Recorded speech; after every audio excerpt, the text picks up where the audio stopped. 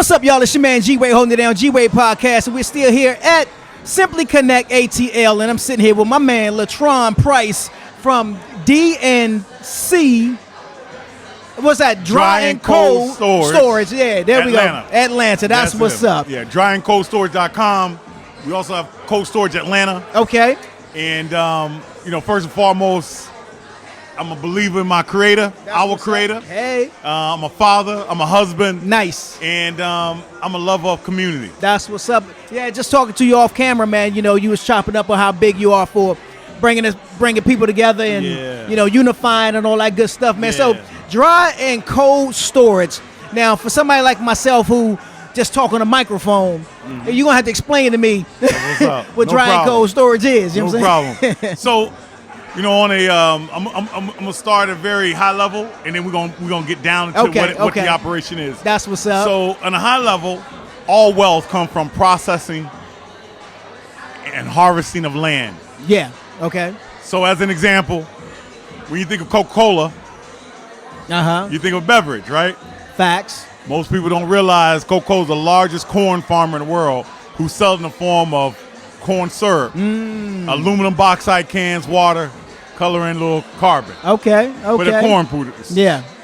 So once we realize that all wealth starts with the process of land and it gets into some usable form, the goal is to get in between the middle of the process of that global economy. Okay.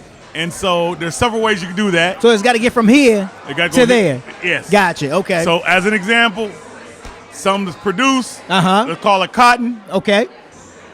Cotton's grown in South Georgia. Yeah. To this day, Georgia's #1 crop is cotton today. Is it? Wow. Prada, Gucci, Nike by Georgia Cotton. Wow. Okay. So the guy produced the cotton. He got to harvest out the ground. Then he got to take it to a gin to get it processed. And then they take it to a textile plant. And then once they take it to a textile plant, it's going to become some material. Yeah. Look at that. I think I'm wearing something right now. Looking fly, you know what I'm saying? That cotton becomes all fly. All this cotton, you know what I'm saying? Well, the goal is, how do we get into the process or the flow of what God gave all of us for free? Yeah. Okay. And get into that economy. Yeah. So if it started as cotton, there's a truck that takes us from one point to another point. It's going to sit there, then it's going to go to another point. Right. So our goal is acquire assets along the supply line of commodities. Gotcha. So warehousing is one of the key tools of that process. Right. Okay. So I got you now. I see what you're saying. Okay. So what are some of the type of products that you deal with? Dig that. So our first business, we started off in cold storage. Okay. So we do a lot of food commodities. Okay. That's everything from proteins. Proteins will be represented as beef, poultry, seafood, lamb, goat. Okay. We try to stay away from the pork, but pork is a major protein. We also do produce. We do a lot of produce. Yeah. We do about a pallet. And when I say we do it, we store it for companies. Yeah. So we work with producers who are growing, processing.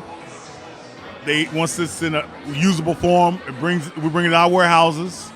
We store it, get distributed to Costco, some of the larger groups like that. Yeah. Whole Foods and Kroger's, or even just your local restaurants sometimes. Okay. Now, does that also include, because you mentioned in the warehouses, does that also include, because obviously it's got to get picked up and taken, transportation. So are you in the trucking as well? What's that, logistics? Logistics. The total program is logistics. Gotcha, okay. So the transport we're involved with as well. Okay.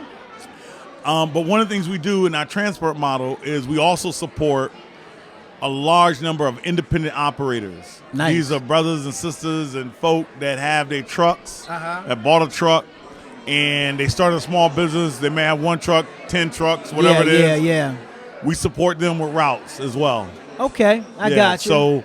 But we're a shipper, though, so we're different than the brokers. Okay. Because we hold and steward commodities. And ultimately, our business is about stewardship. That's what we do. It is. That's on our cold store. On our dry side, we do a tremendous amount of wheat. We do a lot of grain. Yeah. I'll shoot you some pictures so you can share with your absolutely your community. Do that. One of the things we started earlier. Now we're 2023. Yeah. 2021, 2022, we started a big program of reinvigorating the Black Star concept with Marcus Garvey. So we bring a tremendous amount of commodities from Africa. Wow. So we bring hibiscus. Okay. We bring in turmeric, ginger. Yeah. We bring in products called baobab. Baobab is a African superfood. Okay. And so, our space is really about, creating a pathway for our sustainability from what God gave us all for free. Yeah, absolutely. I'm trying to make that simple. Nah, I get it. That's what's up. I think I understand. You know what I'm saying? Yeah. Now, here's something I want to ask you. Sure. Okay. You do the podcast. Yes, sir. The purpose of the podcast is share messages, right? Share the message, right. But it requires sustainability, right? True that. And the light is bright and it costs money. That's electrical power, it's right? Little camera expensive. And the internet. Absolutely. And even your time. Yeah. How do you make it sustainable? How do you make this sustainable? Well, I make it sustainable because the way we operate, because I own a studio in College Park, WadeWorksStudios. We also have clients. Okay. So we rent out our studios. Okay. To So your landlord as well. Yeah. Okay. Yeah. Okay. Mm-hmm. So you create venues for people to share messages. That's right. But at the end of the day, the way all of them work, if it's your show or someone else's show or anything in entertainment, anything that's based on, I would like to say something that's based on growth for our minds, the sustainability that is the companies that produce products. Okay. Yeah. Okay. Yeah. The advertisers. Yeah. But the advertisers, their businesses are founded off of harvesting and production of land. Okay. Okay. So when you think of Ford, you think of a mining company who sells iron ore in the form of an automobile. So would McDonald's fall under that? Because I know. Well, I guess their whole thing is the land ownership. Yeah. So you had a retail end. So McDonald's is selling commodities in the form of hamburgers and French fries. Right. Okay. But they also own the farms. Yeah. Okay. So their production, their land production, is the driver. So they use their retail units as a model to move their commodities. Okay? So when you think of the egg or even just the cattle, in the form of a hamburger, so they'll advertise, they'll buy placements and advertisement to gather people from these audiences to have them buy the commodity, what God gave everybody for free. Yeah. Wow. Right now, here's what's real. We're in Georgia. Yes, sir. You learned something a little bit. Your audience learned something. I'm learning right now. What's the number one crop in Georgia? Cotton. There you go. Number one row crop. Ding, ding, ding. And the transatlantic experience is real. And it wasn't real on some emotional stuff. Yeah. It was real on a bounty from God. Yeah. Wow. So there's a special story about Georgia. I'll share it with you if you got time. Sure. So when you think of Georgia, you don't generally think of King George II from England. No. Who named the state Georgia. Wow. After him. So Prince William's and Prince Harry's inherited in the wealth. There you go. There you go. Prince William's and Prince Harry, they're incorporating a wealth over land stewardship and land production from their great-great-grandfather's vision. Okay. And when King George II sent a guy named James Oglethorpe. Okay. He was the first governor of the state of Georgia. And he gave him the Georgia Charter. And to this day, they take an oath. Every governor, every elected official in the state of Georgia take an oath to the Georgia Charter to this day. Really? Wow. Okay. And the question that should be posed to your audience, those who want to have economic freedom and really think about what God gave all of us for free, should think about what is it that's in the Georgia Charter that gave authority to take dominion over the fish of the seas, the fowl of the air, the beasts of the field. And there's two primary functions. Number one function, secure the land. Yeah. So they provide them with a National Guard. They call it a rural military. Okay. The second function, collect from the bounties from thy Lord. That's the cotton. Yeah. That's the watermelons. Right. That's the corn. In fact, if you in Georgia today and you go fishing in any waterways and you don't pay these guys, they're going to lock your ass up. Wow. They're going to arrest you to this day. Really? Go fishing. Go find out. Yeah. You said learn the hard way, huh? Dominion is real. And True our that. people got to understand that the transatlantic slave trade, particularly in Georgia and most of the world, was about commodity and land. Right. And land production. And Gucci, Prada, Nike buying Georgia today in the form of cotton. Wow. Well, what started you on this path? What got you into this? A prayer. Okay. I spent some time in Africa. So it's really interesting. That's a good question. What got me started is really submission. And submission comes in different forms. Yeah. And sometimes submission comes in a space where you have nowhere else to turn. And I ended up going to Africa, spending a year there learning. Okay. Bathing out of a bucket. Wow. What part? I started in West Africa, in Dakar, Senegal. Okay. Went down the coast into the Gambia. Well, first I went to the Gambia, then went all the way down to Ghana and down to the Lagos. And everywhere I went, it was a blessing that people on the continent, they're so beautiful. They would call somebody in the next city, hey, you going there? Yeah. They'll pick me up, provide housing. It may not been, you can see the world in two lenses. One, you can see it in inconveniences, or you can see it in opportunity. Yeah. So some of the places, some people would consider, inconveniences. I saw them as tremendous opportunity. Oh yeah. And in that process, I was able to visit waterways, ports, farms, industrial roads, smelters.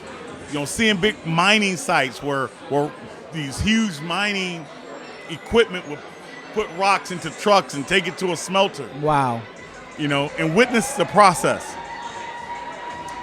And I began to understand that real equity is in the processing of God's bounty to take possession. Yeah.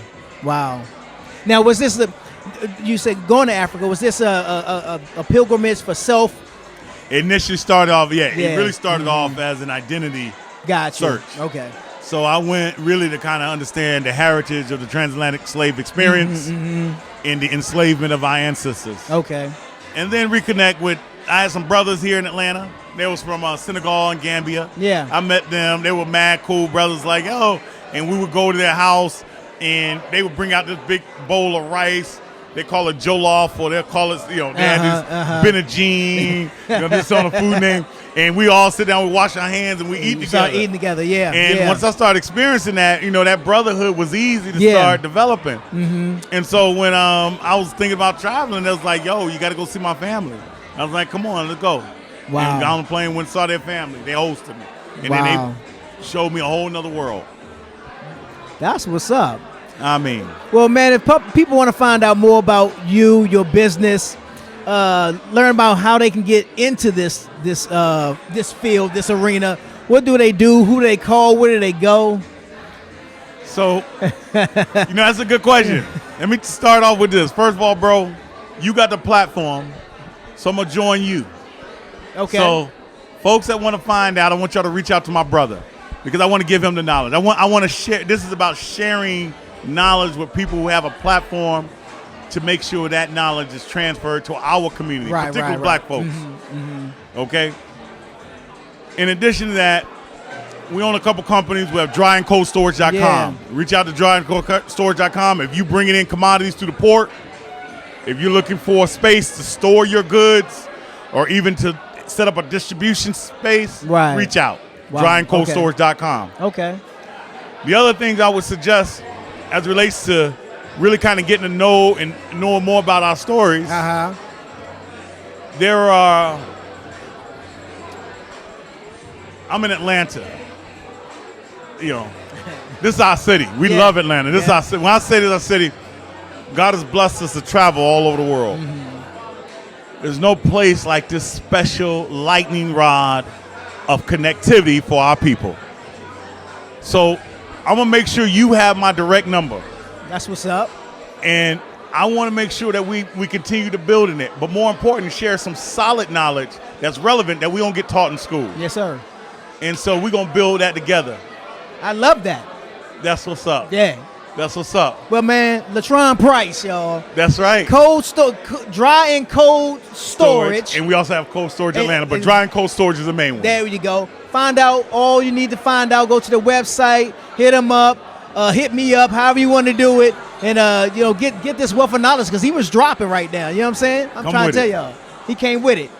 It's your man G-Wade holding it down. G-Wade Podcast. We still here at Simply Connect. Everybody still having a great time playing pool, drinking, music playing, TV playing. All the stuff is going down right here at Simply Connect. Y'all don't go nowhere because we got more to come. G-Wade!